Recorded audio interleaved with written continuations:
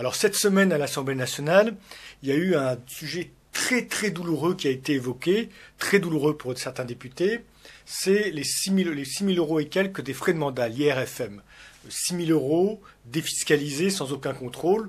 On comprend que le sujet soit très sensible et qu'on ne puisse pas y toucher sans anesthésie au moins locale.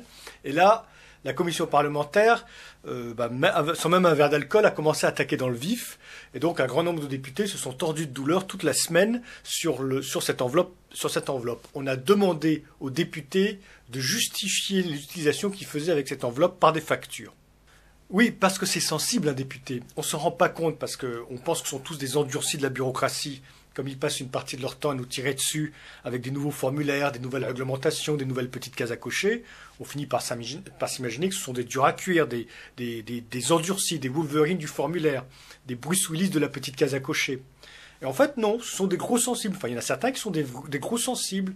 D'accord, ils nous tirent dessus d'un bunker en permanence avec des nouvelles petites cases à cocher, mais eux-mêmes, ils sont au chaud dans le bunker et ils ne sont pas habitués à courir sur la plage. Et quand ça leur arrive, ils sont tout bouleversés. D'un seul coup, ils découvrent le quotidien de millions de Français, d'indépendants, de cadres, de représentants commerciaux qui doivent faire des notes de frais, de petits patrons de PME qui subissent un contrôle du fisc ou de l'URSSAF. Brutalement, ils découvrent ça. Et ils ne sont pas habitués. Alors, ils se tordent de douleur. Alors, certains ont des bons conseils quand même. Par exemple, Alain Touré, il a une bonne punchline à vous proposer en cas de contrôle du fisc ou de l'URSSAF. Alain Touré vous propose « Il ne faut pas être tatillon facture par facture ». C'est du bon sens. Pourquoi on n'y a pas pensé avant? Il ne faut pas être tatillon facture par facture.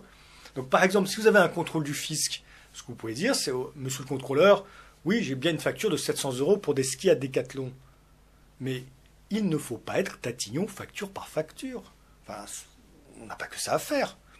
Et là, le contrôleur, il a quand même des bonnes chances de s'excuser, de ramasser de ses petites affaires. Enfin, il va peut-être pas s'excuser tout de suite, mais en tout cas, vous avez raison, monsieur, votre comptabilité est globalement en ordre, je vois qu'elle est bien tenue, je reviendrai dans 15 ans pour vérifier que tout est toujours aussi bien tenu. En attendant, bonnes vacances dans les Alpes, et puis à bientôt. D'autant que 700 € c'est déjà un peu gros pour un contrôle du fisc, un vrai contrôle du fisc, en tout cas pour un ADEP, ça peut vite devenir. Monsieur Dupont, je vois que vous avez 2 steaks frites pour 21 € dans la zone industrielle de Dunkerque au mois de novembre, près de votre client. Comment je peux savoir que ce n'est pas un repas en amoureux avec votre femme? Il n'y a pas le nom de l'invité qui est marqué derrière. Et en plus, d'ailleurs, c'est même pas une note de frais, c'est un ticket de caisse. Alors, on comprend qu'Alain Touré, ça le rend un petit peu nerveux parce qu'Alain Touré, dans ses notes de frais, lui, c'est pas la zone industrielle de Dunkerque, c'est le Club Med du Sénégal, avec sa femme. Donc, évidemment, ça nous change la zone industrielle de Dunkerque. Enfin, faites pas vos contrôleurs du fisc. Il a peut-être des bonnes raisons de travailler au Club Med du Sénégal, Alain Touré, député du Calvados, avec sa femme. Peut-être que les électeurs du Calvados vont en vacances, ils vont en vacances au Sénégal, il y en a forcément qui vont en vacances au Sénégal, et Alain Touré, en bon député, va vérifier que tout va bien au Sénégal.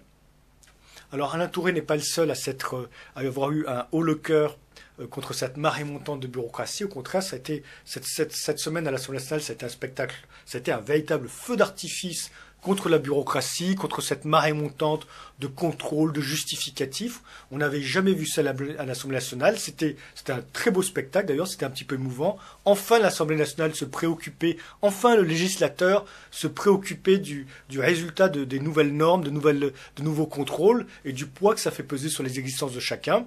Et donc, ça a été un spectacle c'était ou la belle bleue ou la belle rouge. On pouvait presque s'asseoir de l'autre côté de l'Assemblée nationale pour voir le spectacle. Ça a pété dans tous les sens. Alors aussi, on a Rosselin, député républicain, il prend son job de député très à cœur. Et dans son job, il y a de payer à boire, de payer des coups à boire aux électeurs qui traînent dans les marchés ou dans les fêtes locales. Ça fait c'est un bon usage de l'argent public, c'est de payer des pastis à des électeurs de Rosselin. Rosselin paye des pastis avec l'argent public à des électeurs de Rosselin. La boucle est bouclée. Le contribuable est dedans, il a peut-être rien demandé, mais en tout cas, la boucle est bouclée. Et Rosselin s'insurge. Ça va être super compliqué de demander des notes de frais avec TVA pour les coups à boire qu'on paye sur les marchés. Les gens ne sont pas équipés pour ça. Et puis en plus, ça doit faire un petit peu mesquin une fois que tu as payé tes 5 tournées de demander une note de frais. Ça va rappeler à tout le monde qui paye vraiment la tournée peut-être. En plus, avec la TVA, ça va être vachement compliqué. Et donc Rosselin est un peu outré. En plus, Rosselin, comme merde, c'est pas un simple représentant de commerce, c'est pas un imbécile de contribuable. C'est un représentant de la nation, c'est un député. De quel droit on lui demande des justificatifs comme s'il était en train de courir sur la plage. Après l'argument du pastis, il y a aussi l'argument des enfants. Là, il y a Clémentine Autain qui nous fait remarquer, à juste titre, qu'avec l'IRFM, vous pouvez vous payer un costume, même très cher, mais vous ne pouvez pas vous payer une babysitter, même pas cher. Et donc Clémentine Autain est quand même un petit peu surprise. Elle gagne presque 7000 euros par mois comme députée, et elle ne peut pas se payer de babysitter avec son argent. Il faudrait qu'elle utilise l'argent des frais de mandat pour se payer sa babysitter. Donc, s'il y a un truc à faire aussi lors d'un contrôle pour mettre de bonne humeur le contrôleur, déjà c'est d'essayer de faire passer un ou deux costumes par an comme frais professionnels, un ou deux tailleurs. Essayez pour voir, vous devrez déjà le mettre de bonne humeur. Mais pour vraiment le faire rigoler, pour qu'il ait une bonne anecdote à raconter à ses collègues, c'est d'essayer de passer 50 ou 60 factures de babysitter comme frais professionnels. Là, vous allez le mettre de bonne humeur. Là, il va vous avoir à la bonne. Et c'est important qu'il vous ait à la bonne parce que lorsque vous allez essayer l'étape suivante, le niveau 2, essayez de faire passer un panier de la ménagère sans justificatif comme frais professionnels. Là, le contrôleur, s'il ne vous a pas la bonne, il risque de s'énerver. Mais l'argument qui va finir de le convaincre, le contrôleur, c'est de lui faire comprendre que son job est assez inutile, qu'il coûte cher et qu'il vaudrait mieux le supprimer pour faire des économies, qui ne sert pas à grand-chose. C'est un petit peu ce que propose Christian Jacob avec l'argument en béton. Il faut éviter de recruter 100 fonctionnaires de plus pour contrôler sa facturette. Alors c'est un argument qui est absolument imparable. Oui, contrôler coûte cher. Bravo Christian Jacob.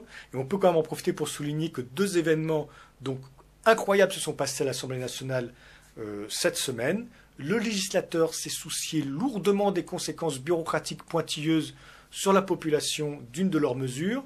Et petit b, ils se sont aussi souciés du coût pour l'argent public, pour l'argent des contribuables, que cette bureaucratie allait entraîner pour contrôler la population. Enfin, pas toute la population, eux en l'occurrence, mais c'est quand même un bon début, c'est quand même complètement inespéré. On peut imaginer ce qu'aurait été le code de nos lois aujourd'hui, si depuis 40 ans, avant de voter chaque réglementation, avant de voter chaque loi, le législateur s'était tordu de douleur en imaginant la bureaucratie que ça allait faire peser sur la population et les coûts que ça allait entraîner pour payer cette bureaucratie. On imagine notre code des lois.